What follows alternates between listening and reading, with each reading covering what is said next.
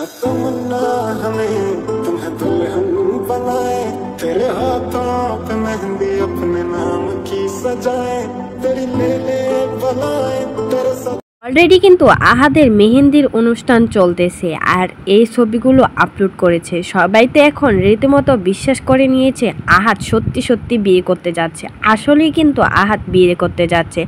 আহাদকে বিয়ে করাচ্ছে তিশা শুধুমাত্র আখিকে দেখানোর জন্য। যেমন দীপার সাথে বিচ্ছেদ হওয়ার পর তিশা যেমন আখিকে বিয়ে দিয়ে নিয়ে আসছিল, তেমনি আখির সাথে বিচ্ছেদ হওয়ার পর আখিকে দেখানোর জন্য আবারও কিন্তু আহাদকে বিয়ে করাচ্ছে আর বুঝিয়ে দিবে সতীনের সাথে সংসার করা যায়। এখন কিন্তু নতুন বউকে সবার সামনে নিয়ে আসলো আর এই ছবিগুলোই কিন্তু তার প্রমাণ। এখন তাদের অনুষ্ঠান চলতেছে মেহেন্দির আর এটাই কিন্তু পোস্ট করেছে তিশা। লাইভে এসে বলেন, আমার ভালোবাসার মানুষটাকে আমি আজ অন্যের হাতে তুলে দিলাম, আর কি বা করব।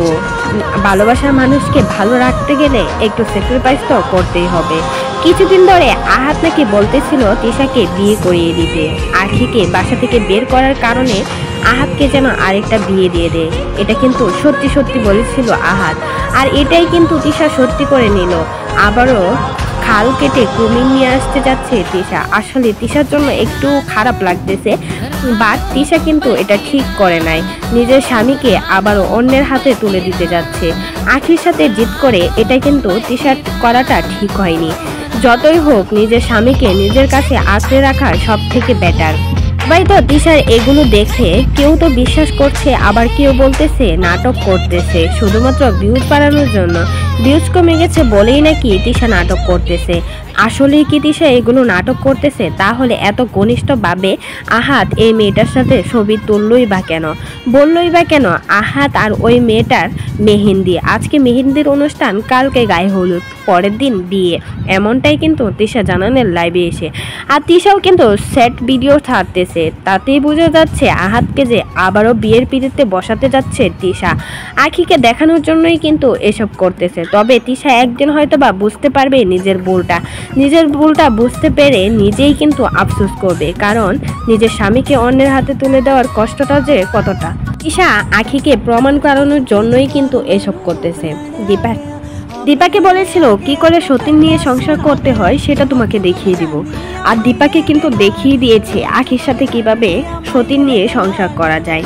তারপর আখি চলে যাওয়ার কারণেই কিন্তু আখিকে অনেকবার আনার চেষ্টা করেছে তিশা আর আহাদ, তো আখি কিন্তু আসতে রাজি হয়নি। সেজন্য বাধ্য হয়ে আহাদকে আবারও বিয়ে করাতে হলো তিশাকে। তিশা যেন নিজের পায়েই নিজেই আবার কোলালটা দিয়েছে। তা না হলে নিজের জামাইকে কি কেউ এভাবে বিয়ে করায়? আপনারাই বলুন তো।